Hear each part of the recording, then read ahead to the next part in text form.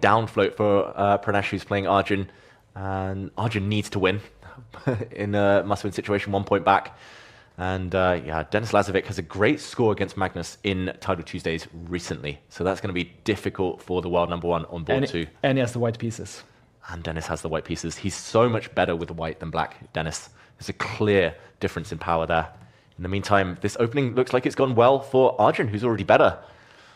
White again going for the Reti opening, this time fianchettoing the dark squared bishop. But black's pawn's very strong, very far advanced. And I'm expecting quick development now from Arjun to try and capitalize. It's very quick for black to castle. In such an open position, it looks like that will give him the advantage.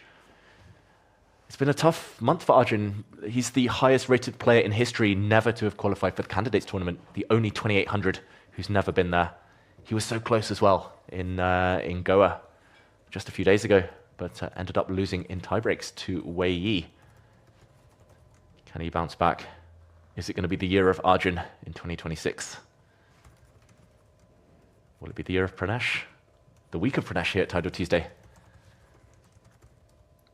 Oh, predictions on this board. Or predictions, who do we think is going to win the title this week in Tidal Tuesday? Can Magnus do it, or is Pranesh too far ahead now with his fate in his own hands? I kind of believe in Pranesh. Just the way he's been playing, right? Yeah. If he can keep his nerves, maybe. Yeah. If he can beat Hikaru with black, he can beat anyone. That being said, this position now is beautiful for black, who's got a knight on an outpost in front of what is a very bad isolated pawn. This pawn, you kind of want to pick it off the board, throw it away, because it blocks white's bishop. And now the black queen's coming in for checkmate. This has been a really bad opening for Pranesh against the man they call the Madman, Arjun Erigaisi, who loves an attack. They call him the Madman? They call him the Madman. And he it's loves so chaos. funny. I mean, for someone who is so calm, courteous, and friendly personality-wise, to be such a rebel on the chessboard, it's usually you feel like those personalities match a little better than what it does with Arjun Erigaisi. Exactly. It's like he's got two personalities: the chess player and then the loveliest guy in the world. And he's so softly spoken, so polite, and just an altogether really nice guy. Exactly. I remember when I first met him in person in 2021, I played a Blitz tournament. He crushed me 2-0. And it was both one-sided games, and I never get destroyed that badly. And I said to him afterwards, I was like, that was amazing. You'll be 2,800 in 2 years.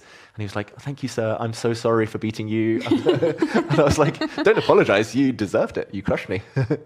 So polite. Yeah, he's like the silent assassin.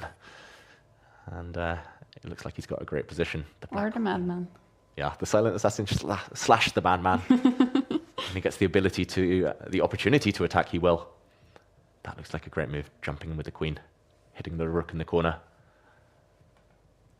He could also maybe trade off knights first.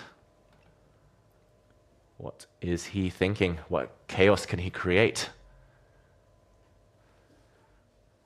The problem is sometimes there's too many good moves in a position, and that slows you down. Like he could move his knight out the way, open up the rook's attack on the central pawn. He could trade off knights. He can bring his queen in, hit this lonely rook in the corner, stop white from castling, firstly on the king side with the bishop, but also on the queen side if the black queen lands. Do you feel like that can slow you down when you have too many good options because you want to find the best one? Yeah, there's this old saying that I hate in chess. If you see a good move, look for a better one. Oh, and, yeah. It's been the curse of my life. I see good moves, and then I'm like, no, let's spend 10 more minutes looking for a better one, and there's nothing better. So. I remember the first time I played Blitz. I played in a tandem chess tournament with Simen Agdestein, the GM. Legend of chess. And that was kind of nerve-wracking because I'd never played speed chess before, and then he gave me the great advice just to don't play any moves that loses. And I was like, okay, I'll try. That's why he's a coach of Norway's next generation. I think it's true to some extent, like tongue-in-cheek, of course, like as a bit of a joke. Like, but then it's like, I don't know if it's loses or not. The top players, like the rule one is like don't blunder, like don't lose material on the spot. Like they can play bad moves as long as it doesn't like they don't get knocked out immediately. There's always a chance. So I can kind of see the wisdom. Arjun's picture has been pretty bad in this one, but he looks so relaxed. Actually, it looks like he's in the shower because of that curtain behind him, but he looks like he's very, very laid back and just focused on the game and having a good time. Yeah, wouldn't Chat be the is first. saying the same thing as well. Completely relaxed. Wouldn't be the first chess player to play games in the shower. I think chess players, we take our phones everywhere. We play Blitz online. Or the bathtub. From the bathtub. Exactly. And although black is still much better, I do like the fact that Pranesh has kind of got his king safe. It's opposite color bishops as well, so if the queens come off the board, great drawing chances, at least for Pranesh, who gets his rook active. He controls the only fully open file on the board. This could still turn. Arjun could get frustrated that he's not breaking through, despite the fact he knows he's better. It feels like this Title Tuesday, maybe because we're coming towards the end of the autumn split, like the games have been slow, everyone's so nervous, everyone wants it so badly. But then they always explode under the 1 minute mark. Still a very tense game between Magnus and Lazovic. It's an even position. It's pretty even on the time as well, but it's a lot of stuff going on. It's both of them have their books on the board, and it's going to be interesting. Yeah, we'll keep everyone updated of that Lazovic-Carlsen clash. For now, looking level. This one should be much better for Arjun. That is because of the one big weakness in White's camp, the only pawn on light squares. This one is defending everything right now.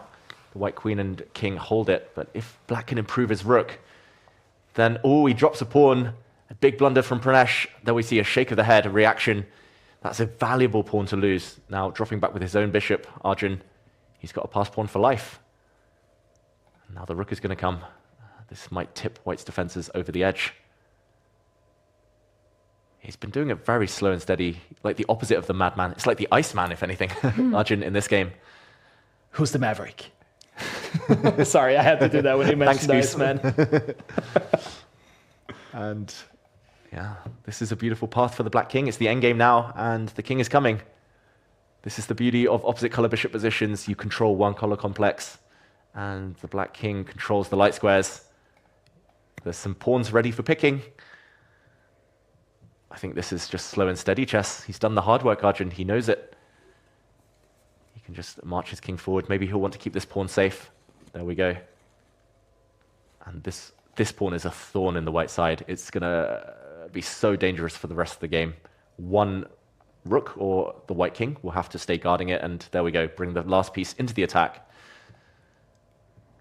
Arjun is going to spoil his friend's tournament, his compatriot. Yeah, I was going to ask, have they played a lot against each other? I think in speed chess. I don't remember them playing in classical ever. They are similar generation. Arjun's a few years older, but... Yeah, I was also thinking, since they're from the same country, but again, it's a big country, so I don't really know how... Yeah. Big country, lots of players. And Yeah. Pranesh has only really become super strong in the last couple of years when Arjun's already been a kind of mainstay at the top tournaments. But here we go. It's opposite color bishops, rooks off the board. That's a bit risky from Arjun Erigaisi because they have such a drawish tendency, these opposite color bishop positions, but the eval bar says it's completely winning. Normally you need two pass pawns. This is one. This will stay there forever. And it's just a question about whether the Black King can eat this pawn and create a second runner. White can stop one with his king, one with his bishop, but it's not going to be enough here. Looks like Arjun's about to win. But Magnus Carlsen drew with black pieces against Lazovic, so he's now at 8.5. 8.5. And Pranesh is on 8.5, will stay at 8.5. And Arjun is soon at 8.5. Wow, it's going to be a pile-up for first place. It's all going to come down to the last round, everyone. Here, Arjun totally winning. Look at this. He pushes his pawn forward. If this pawn is captured, the other one runs through. One of these two black pawns is about to become a new queen. And this is going to be game over. Pranesh playing. My guess is that we're going to finish with Nakamura against Carlsen. Wow, that would be incredible. That would be not a dream pairing for either of those two players. They would want to play anyone else. But here we go.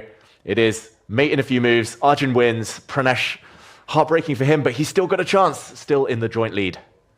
He looks frustrated there. Yeah.